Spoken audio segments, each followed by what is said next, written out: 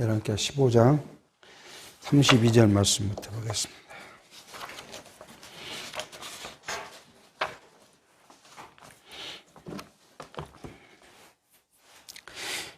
이스라엘 왕 르말라의 아들 베가 2년에 유다 왕 우시아의 아들 요담이 왕이 되니 위에 나갈 때에 나이 25세라. 예루살렘에서 16년을 치리하니라. 그 모친의 이름은 여루사라 사독의 딸이더라. 요담이 그 부친 우시아의 모든 행위대로 여호와 보시기에 정직히 행하였으나 오직 산당을 제하지 아니하였으므로 백성이 오히려 그 산당에서 제사를 드리며 분향하였더라. 요담이 여호와의 전에 인문을 건축하니라. 요담의 남은 사적과 그 모든 행한 일은 유다 왕 역대지락에 기록되지 아니하였느니라. 우리는 지금 남북 왕조의 이 혼란, 북 왕조가 멸망하기 직전에 남북 왕조의 혼란을 지금 살펴가고 있습니다. 먼저 지난까지 살폈던 북왕조의 혼란은 북왕조는 종교적이기보다는 정치적 의미의 혼란이 계속 있어 왔던 걸 알 수 있습니다. 그 이유는 뭐냐면 다른 사람이 왕을 죽이고 왕이 되고 또 다른 사람이 왕이 되고 이런 이 변환기가 계속 이루어지는데 왕이 6개월을 하기도 하고 1년 하기도 하고 2년 동안 왕이 되기도 하는 그런 이제 사건들이 계속해서 발생하게 합니다. 그랬더니 이제 결국은 유다 왕 마지막 19대 왕 호세아가 베가를 죽이고 지난 시간까지 살핀 그 북왕조는 호세아가 베가를 죽이고 왕이 됐다. 이 호세아는 마지막 왕이에요. 북이스라엘로 보면 마지막 왕이 지금 이제 등장한 거고요. 그 과정에서 지금 남쪽 유다의 일을 지금 오늘 이야기를 합니다. 북이스라엘은 좀 전에 말씀에 드렸던 것처럼 정치적인 혼란의 이유라고 봤다면 남왕조는 역시 종교적 혼란이 그 혼란을 지금 이야기하고 있습니다. 지금 베가 2년에 유다 왕 우시아의 아들 요담이 지금 왕이 됐다. 그렇게 이야기합니다. 이 우시아는 이름을 두 가지로 갖고 있어요. 아샤라라는 이름을 갖기도 하고 우시아라는 이름을 갖기도 합니다. 우시아 왕의 그 아들 요담이 왕이 됐고 우시아가 이 왕이 나갔을 때 20세고 그리고 16년을 치리했다. 근데 이 요담은 그 자기 아버지 때처럼 하나님 보시기에 정직히 행했다. 그렇게 지금 이야기를 합니다. 하나님 보시기에 정직히 행했다. 이 말은 이제 이스라엘 사람들이 종교적 관점에서 이야기할 때는 주로 이제 자기 선조죠. 선왕을 비교해서 이야기 많이 합니다. 오늘도 이제 자기 부친처럼 정직하게 했다. 그런데 뒤에 가면 또 우리 성경에서 맷 왕은 누구예요? 다윗과 비교해서 이야기하는 사람도 있기도 합니다. 오늘 뒤에 이제 이 요람의 왕은 다윗과 이제 이야기를 할 것이고요. 근데 이게 이제 우리는 가장 큰 게 여기에서도 뭐냐면 뭘 못했다가 산당을 제하지 못했는데 이스라엘 백성들이 산당에서 제사하는 걸 즐겨했다. 그렇게 이제 이야기를 합니다. 그리고 이 요담은 예루살렘 성전 인문을 이제 건축했다.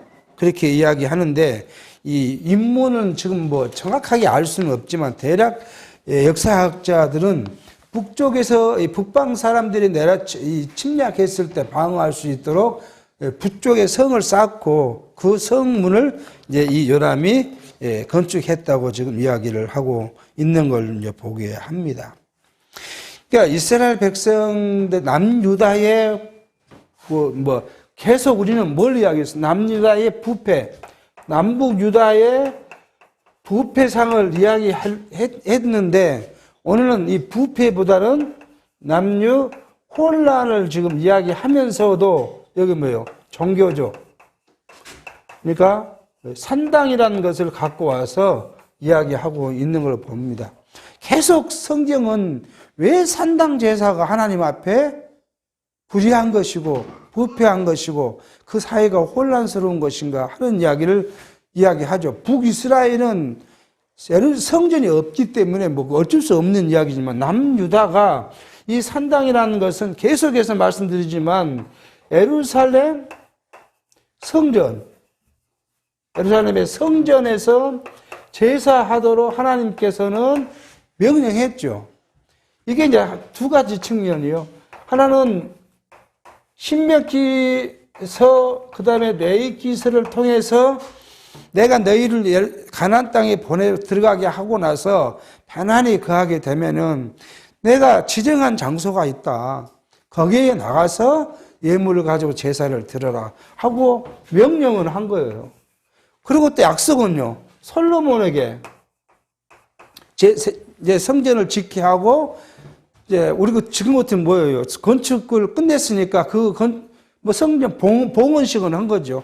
봉헌식 때 솔로몬이 기도했더니 하나님 솔로몬의 약속을 한 거예요. 이 성전에서 뭐요? 내가 너희를 만날 것이고 너희가 내게 한 것을 기도를 들을 것이고 그리고 내가 너희에게 하겠다고 한 모든 약속들을 이행토록 해주겠다고 솔로몬이 약속을 한 것이죠. 그러니까 이스라엘은 어디예요? 예루살렘 성전에 가서 제사해야 돼요. 그것이 하나님께서 명하신 법이에요. 근데 이것을 이제 버리고 어디에 갔다고요? 사람의 뜻대로, 자기 좋을 대로 산당에 가서 제사했다. 근데 성경은 어떤 주석가들은 그런 이야기를 해요. 이 산당 제사를 우상이라고 이야기를 한 사람도 있어요. 기존의 주석가들은 산당 제사를 산당에 가서 우상에게 제사했다라고 해석하는 사람들이 있어요. 근데 성경은 그렇게 했으면 우상을 숭배했다고 성경 기록할 것인데 우리 열왕기서 어디도 뭐예요? 산당에서 제사 분향하더라. 산당 분향을 좋아하더라. 이렇게 말씀하시지 우상을 숭배했다는 이야기는 하지 않아요. 결국 뭐냐 그러면 산당에 가서 뭔가를 했을 거 아니에요. 근데 그걸 뭘로 바꿔요? 하나님을 그걸로 바꿔놓는 거예요. 오늘날 현대에도 마찬가지. 이스라엘 역사가 다 계속 그렇게 가지만 현대에도 뭐예요? 하나님을 위한다고 하는데 그걸 다 뭘로요? 자기의 영광을 위해서 하는 것이 많죠. 교회도 그렇고 교회 안에 어떤 일들도 그렇고 다 뭐예요? 이유는 하나님이에요. 하나님께 뭘 한다. 하나님께 드린다. 그렇게 하지만 다 그걸 누구를 위해서요? 사람을 위해서. 사람 때문에 하는 것들을 이제 알게 하는 것을 보게 합니다. 그러니까 이게 우리가 굉장히 민감한 차이예요. 하나님을 위한 것이냐, 사람을 위한 것이냐는 우리가 정말 잘 구분하지 않으면 속기 쉬운 이야기예요. 하나님을 이야기하는데 누가 그거 아니라 할 수 있겠어요? 하나님께 뭘 우리 한다는데. 근데 그게 이제 그 결론이 누구냐? 그것이 인간의 것이냐, 하나님의 것이냐, 그거죠. 우리가 서울에, 지방도 그렇지만 크게 호화스럽게 교회가 예배당을 지었다고 보시라고 그런 것들이 있으니까요.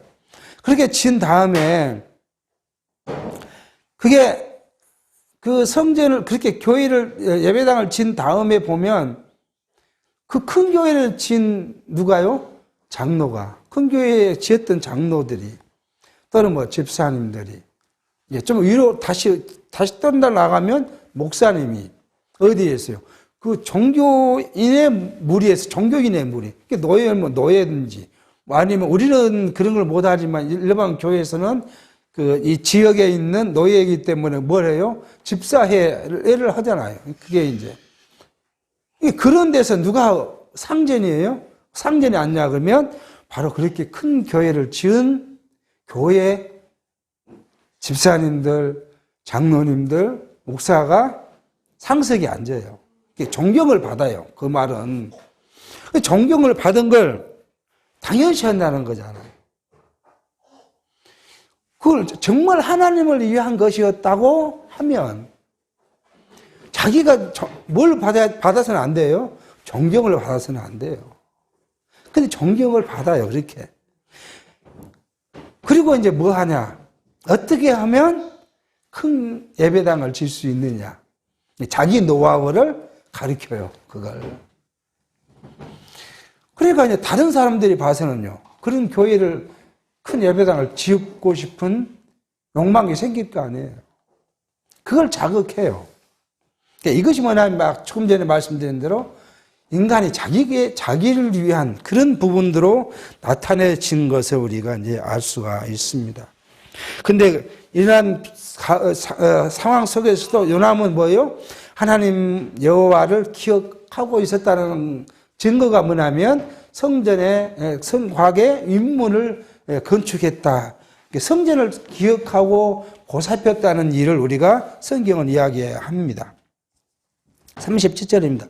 그때 여호와께서 비로소 아람 왕 르신과 르말라의 아들 베가를 보내어 유다를 치게 하셨다. 요담이 그 열조와 함께 잠에 그 조상 다윗성의 열조와 함께 장사되고 그 아들 아하스가 대신하여 왕이 되니라. 이런 이스라엘, 우리는 조금 더 생각해 봐야 될 부분이 이겁니다. 지금 남과 북이 나눠져 있는데 우리가 언제요? 이 나눠질 이때 아이야 선지자로 통해서 여로보암에게 나라를 나눠주겠다고 약속하는데 이때 뭘 하겠다고요? 목적과 때를 이야기하셨어요. 근데 그 때대로 계속 북이스라엘은 누구를요? 남유다를 침공해서 괴롭혀요. 우리는 이것을 역사적 사건을 통해서 뭐예요? 이 하나님이 여로보암에게 하셨던 언약이 성취되어 가고 있다는 사실을 우리는 알게 합니다. 그리고 지금 이 마지막 이제 호세아가 있기 전에 왕 베가 때 뭐예요? 베가뿐만 아니라 북이스라엘뿐만 아니라 아람 왕 그것을 둘이 합쳐가지고 누를요? 남유다를 침공하게 해요. 계속 남유다를 괴롭혀요. 자, 우리는 이때 당시 남유다만 이 북이스라엘이나 아람에게 괴롭힘을 당한 것이 아니라 이걸 현대로 오면 어떻게 해요? 현대 우리 성도들을 계속 뭐가 괴롭혀요? 사단의 집단이 우리를 괴롭혀요. 그러니까 왜 괴롭힙니까? 여기 괴롭히는 이유가 뭐예요? 남유다로 하여금 뭐예요? 하나님의 언약을 기억하게 하려고 그래요. 예루살렘에 가서 제사 지낸 것도 하나님을 기억하고 알게 하려는 것이고, 지난번도 말씀을 드렸지만 11조를 내는 것도 하나님을 공경하기를 배우게 한 것이고, 모든 것이 인간이 요즘 세대가 말하는 복이 아니라 하나님을 기억하고 하나님을 경외하는 일이 어떤 것인가를 알게 한 목적이에요. 그 외에는 없어요. 지금 하나님께서는 가장 자기가 예뻐하고 자기가 자기 백성을 삼았던 남유다를 북이스라엘이나 아람이나 나중에 가서는 아수르나 그 다음에 바벨론을 통해서 이렇게 힘들게 하는 이유가 뭐예요? 다 자기를 기억하라는 거거든요.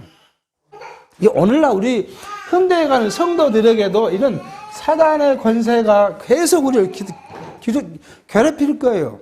근데 사단의 권세는 뭘로요? 육체의 것이죠. 예수님께서도 와서 이제 이 공생애를 시작하기 때 뭐예요? 첫 번째 받으신 것이 사단에게 시험을 받아요.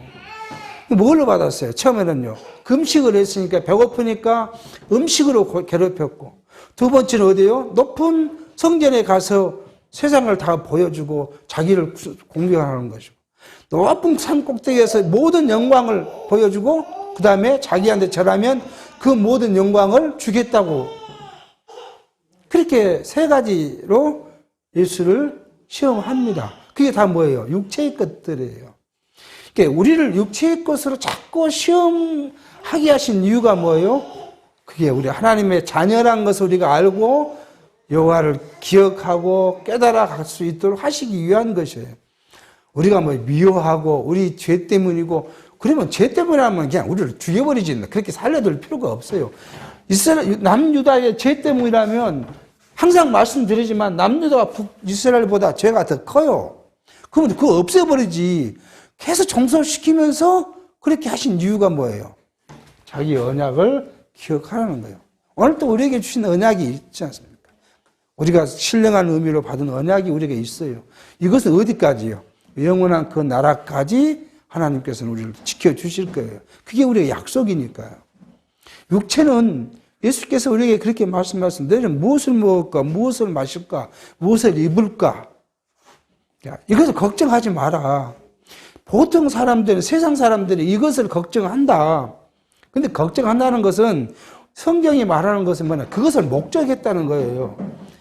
아니, 뭐, 예를 들어서 쌀이 한두 밖에 없는 사람이 아무리 신령한 사람이라도 내일 끼니를 걱정 안 하겠습니까? 그럼 당연히 그건 있을 수 있는 일인데, 여기에 말하는 이야기는 육체의 것을 목적하고 그것을 목표로 해서 살지 말라는 이야기예요. 근데 우리는 순간순간 뭐예요? 말씀을 잊어버리면 육체의 것이 목표가 되거든요. 삶의 수단이 아니라 목표가 되어버린다는 거죠. 그러니까 우리는 항상 고민을 해야 돼요, 우리가요. 이게 육체의 것이 삶의 수단이야, 아니면 삶의 목표냐는 거예요. 삶의 수단과 목표는 완전히 다른 의미잖아요. 하나님을 버리더라도 내가 신앙을 버리더라도 무엇을 해요? 육체의 목표를 내가 이루어야 되잖아. 목표가 되면 하다못해 뭘 해야 돼요? 어떤 사람은 부가 목표면 뭐 해야 돼요? 도둑질을 하더라도 부를 채워야 되잖아요. 남을 해야더라도 부를 채워야 돼요. 또 권력이 목표면요, 남을 완전히 짓밟더라도 내가 그 권력을 쟁취해야 돼요.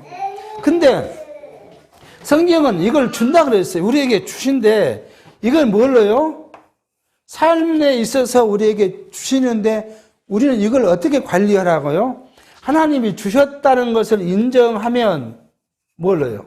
이것을 나를 위한 것이 아니라 선한 것을 위해서. 그래서 선한 청지기란 그런, 예수께서는 그렇게 말씀하세요. 청지기의 삶을 살아가는 거예요. 내게 맡겼으므로 그걸 내 것이 아니라 내게 맡겼으므로 내가 그것을 잘 관리하고 선한 것에 쓰여지도록 노력하는 것이 우리에게 주신 것에 대한 내가 그걸 갖고 있는 자세예요.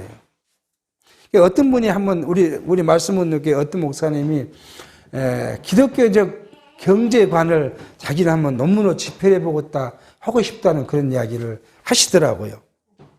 근데 경제를 기독교적 측면에서 기독교 경제학을 하기는 제가 보면 부족할 것 같아요. 쓰기 어려울 것 같아요. 아마 누구도 쉽지 않을 것 같아요. 그걸. 이것은 뭐가 많으냐? 케이스라의 케이스가 많잖아요. 그걸 신뢰로 들어서 써봐야 되는데 사실 목사님들이 세상살이를 많이 안 해봐가지고 그걸 파헤친다는 건 쉽지 않을 것 같아요. 그러면 뭐 같아요? 그냥 자기 위에는 이상을 이야기하고 말 것 같다는 생각을 했어요.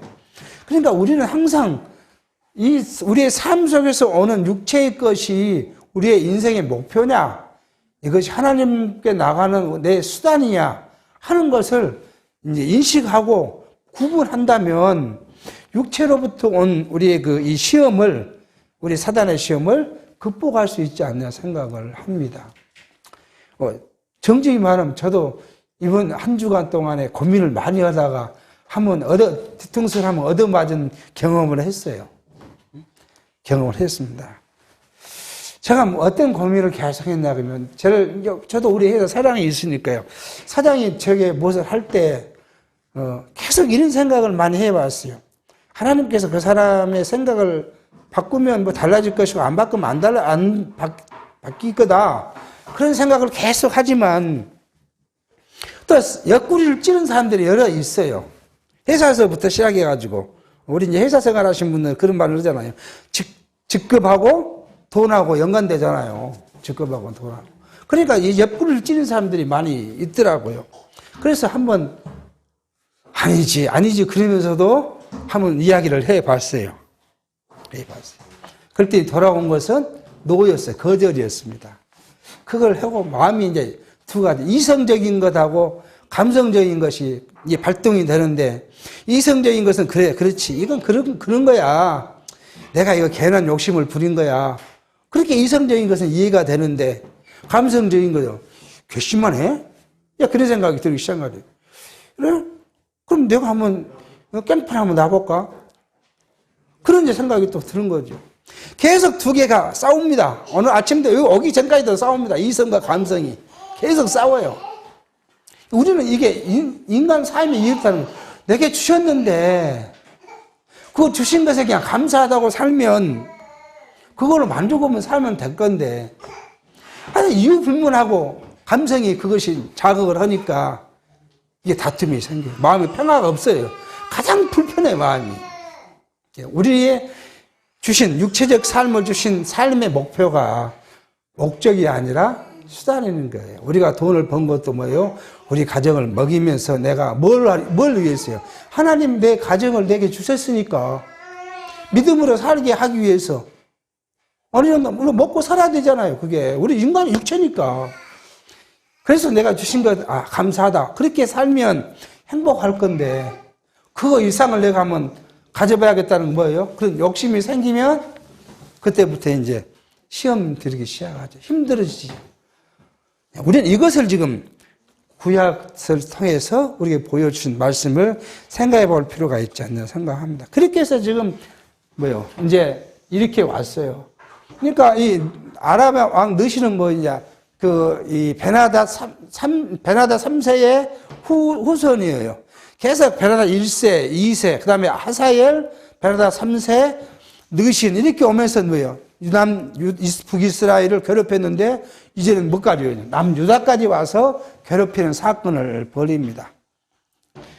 우리는 항상 우리 주변에 일어난 일을 통해서 또는 내게 있는 일을 통해서 우리는 그걸 깨달아 가는 것이 중요해요.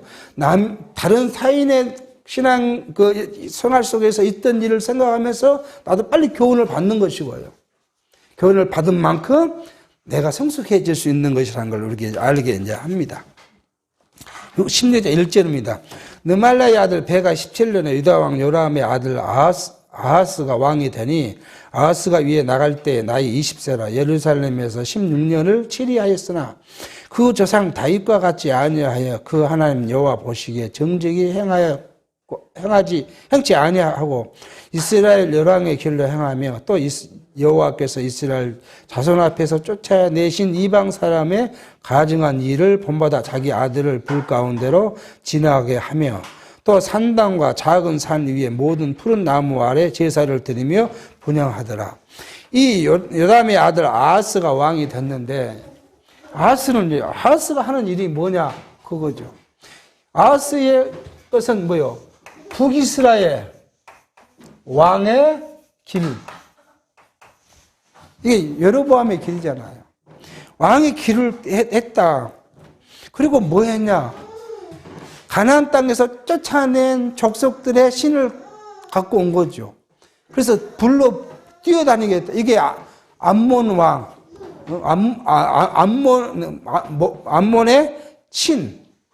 그 신을 숭배하는 방법이 신 앞에서 불 뛰어다니게 하고 또요, 어린애 아이를 공양을 드리는 그런 이 종교 행사를 갖던 것이 바로 이제 그 신들이죠. 그리고 이제 이방신, 그리고 모든 산에다가 뭐 한 거예요? 산당을 지었다. 한 푸른 나무가 있으면 이쁜 거, 좋은 곳이 나쁜 곳인지 모두가 다 산당을 지어서 북이스라엘은 뭐예요? 우상이에요. 남유다는 우상이나 말이 없기 때문에 딱 우상이나 이렇게 이야기할 수 없다 할지라도 북이스라엘은 산당은 뭐예요? 다 우상이에요. 왜요? 여로보암이 산당에, 당과 베델에 산당에다가 뭘 지었어요? 금송아지 만들어 놓고 금송아지라고 숨겼어요. 그러니까 북이스라엘 산당 제사는 다 우상 숭배예요.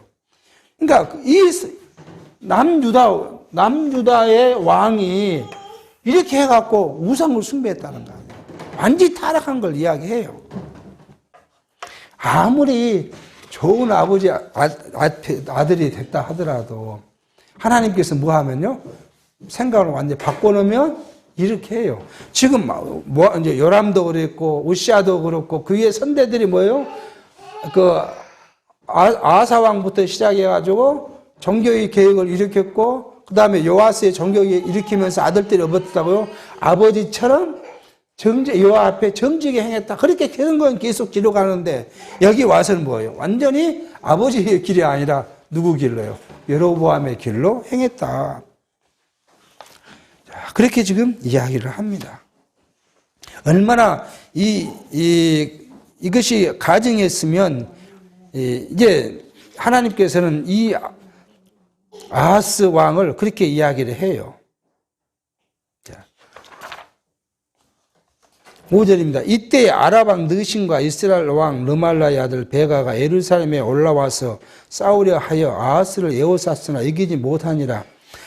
당시에 아랍왕 느신이 엘랏을 회복하여 아람에 돌리고 유다 사람을 엘랏에서 쫓아내었고 아람 사람이 엘랏에 이르러 거기에 거하여 오늘날까지 이르렀더라. 자, 이 느신이 남유다를 쳐들어왔는데 어디까지 왔냐 그러면 여기가 그죠? 여기가 엘랏이잖아요. 홍해입니다. 홍해 이 엘랏까지 여기에 있는 아람 느신이 쳐들어와서 여기까지 왔다는 거예요. 그러니까 완전히 지금 이스라엘 전 국토를 다 침략한 거예요. 그리고 여기에 사실 성경은 찾기 좀 어려웠어요. 여기에 자기 땅을 회복했다. 그 옛날에 여기가 아람 땅이었냐? 이걸 찾기는 어려웠어요. 근데 성경은 이걸 엘랏을 회복하고 여기에 살던 유대 사람들을 다 쫓아내고 자기 백성들을 여기에 거주시켰다. 그렇게 지금 성경은 이야기를 합니다. 여기까지 온 이 느손의 지금 침략을 이야기하죠. 7절 아하스가 아수르 왕 디글랏 빌레셋에게 사자를 보내어 이르되 나는 왕의 신복이요 왕의 아들이라. 이제 아람 왕 이스라엘 왕이 나를 친히 청컨대 올라와서 나를 그 손에서 구원하소서 하고 여호와의 정과 왕궁 곳간에 있는 은금을 취하여 아수르 왕에게 예물을 보내더니 아수르 사람이 그 청을 듣고 곧 올라와서 다메섹을 쳐서 취하여 그 백성을 사로잡아 길로 옮기고 또 느신을 죽였더라. 하나님께서는 지금 이제 하나님의 이 역사의 종결을 해 갑니다. 그 이야기는 뭐냐면 이 북이스라엘이 722년에 누구에게요?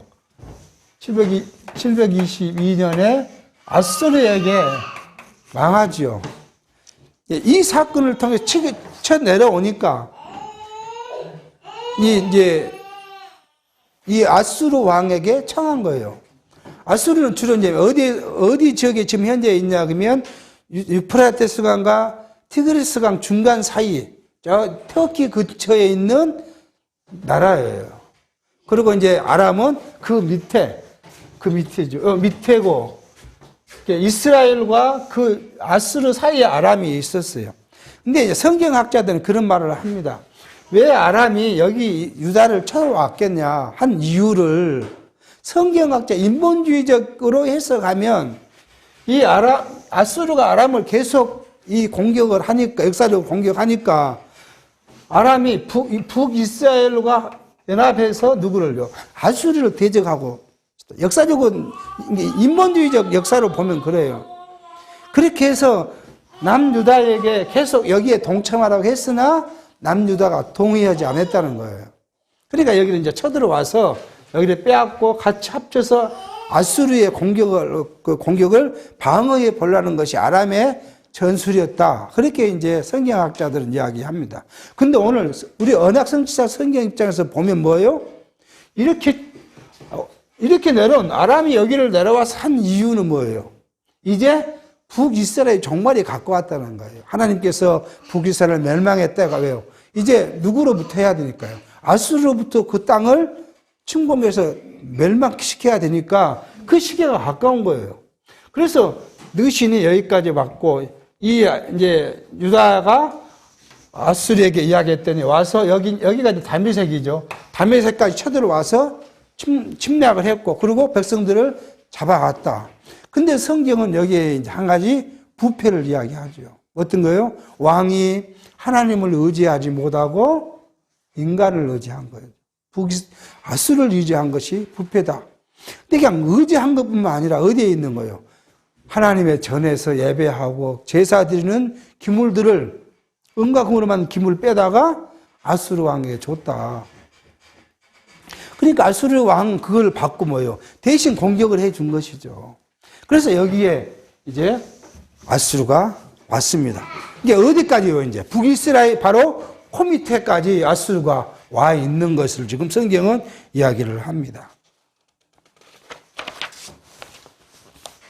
자, 10절입니다. 아하스 왕이 아수르 왕 디글랏 빌레셋을 만나러 다메섹에 갔다가 거기 있는 단을 보고 드디어 그 구조와 제도의 식양을 그려 제사장 우리에게 보냈더니 아하스 왕이 다메섹에서 돌아오기 전에 제사장 우리야가 아하스 왕이 다메섹에서 보낸 모든 것대로 단을 만든지라.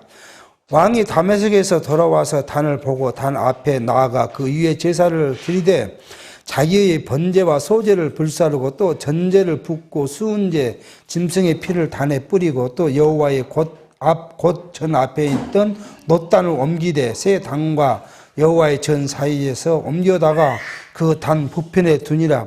아하스 왕이 제사장 우리야에게 명하여 가로되 아침 번제와 저녁 소제와 왕의 번제와 그 소제와 모든 국민의 번제와 그 소제와 전제를 다 이 큰 단 위에 불사르고 또 번제물의 피와 다른 제물의 피를 다 그 위에 뿌리고 오직 녹다는 나의 물을 일에 쓰게 하라 하며 제사장 우리야가 아하스 왕의 모든 명대로 하였더라.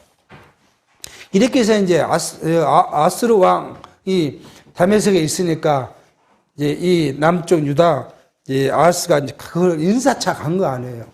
인사차 갔더니 다메섹에 큰 멋진 제단이 단이 서 있는데 그걸 보고 바로 이제 베껴서 남쪽에 있는 제사장 우리아에게 보냈다. 그래서 그 제사장이 그대로 만들었다. 근데 어디다 놨던 거예요, 이걸?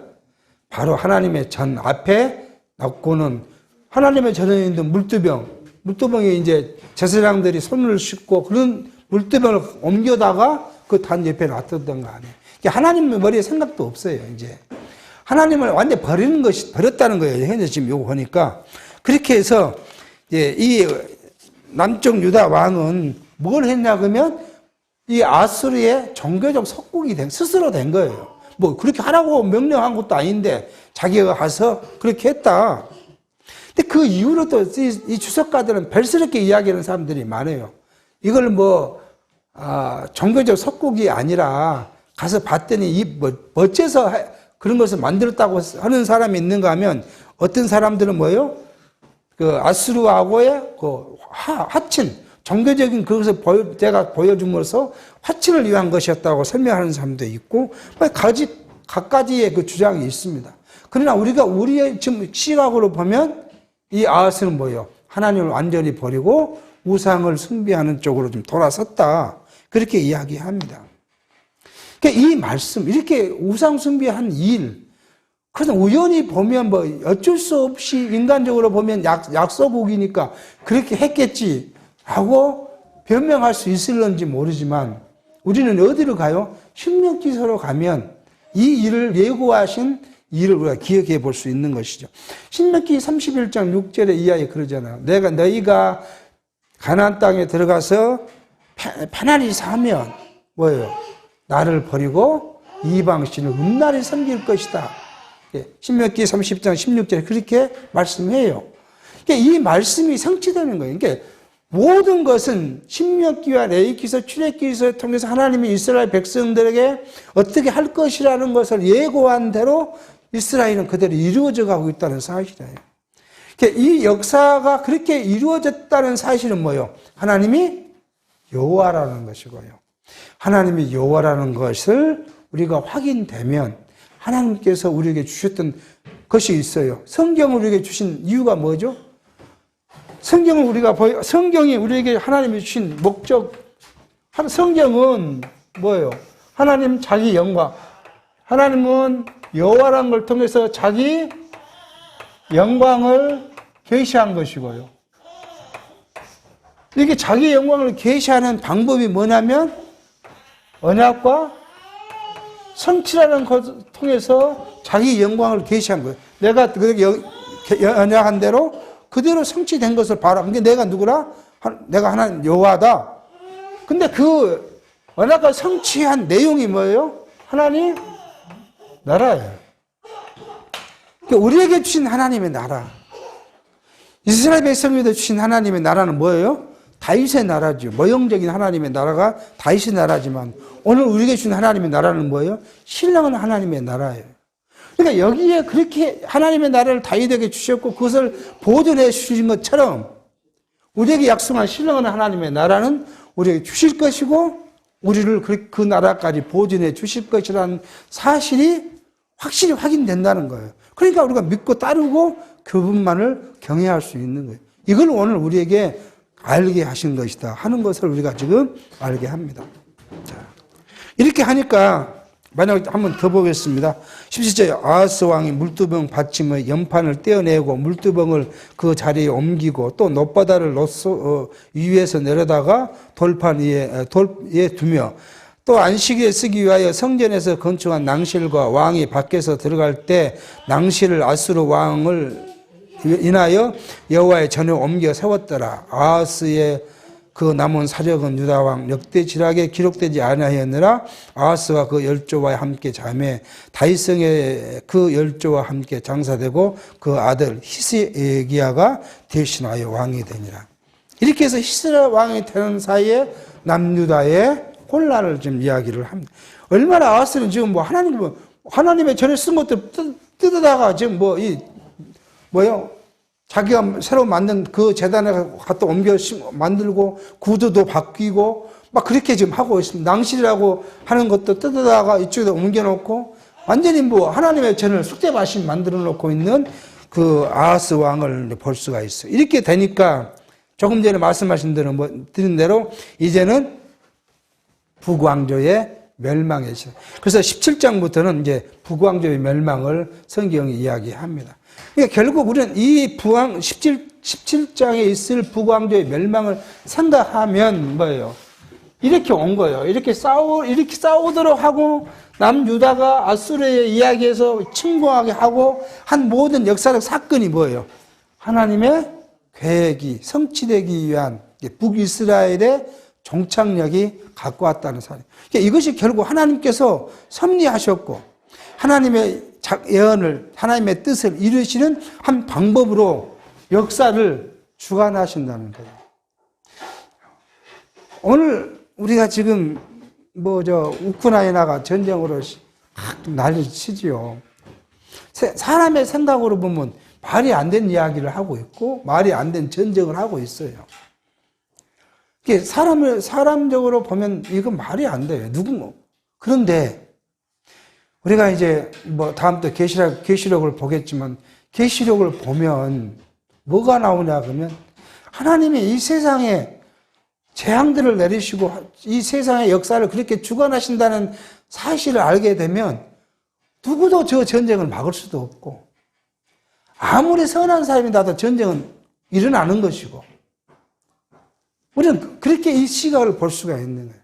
하나님의 이 역사를 그렇게 하시겠다고 하셨으므로 그 뜻대로 지금 이루어지는 것이에요. 1차 세계대전, 2차 세계대전, 한국전쟁, 베트남 전쟁, 아프리카에서 있었던 수많은 전쟁들 지금 생각해 보면 시제가 없잖아요. 근데 성경은 분명히 뭐라고요? 예수께서는 내가 너희에게 화평을 주러 온 것이 아니라 뭘 주러 왔다고요? 전쟁을 주러 왔다. 싸움을 주러 왔다는 거는. 전쟁이 일어날 수밖에 없어요. 그건 사람으로서 뭐 막을 수도 없고, 아무리 누구예요? 바티칸에 높으신 분이 평화를 이렇게 선언해도 평화가 깃들 수는 없어요. 왜요? 하나님의 역사를 주관하시니까. 오늘 이것을 생각해 볼 수가 있겠습니다.